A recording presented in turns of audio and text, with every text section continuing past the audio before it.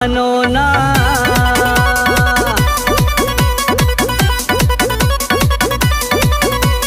जिसकी जैसी होती सरदार उसको वैसा ही मिलता है पर्चा, मिलता है पर्चा। जिसकी जैसी होती सरदार उसको वैसा ही मिलता है पर्चा, मिलता है पर्चा।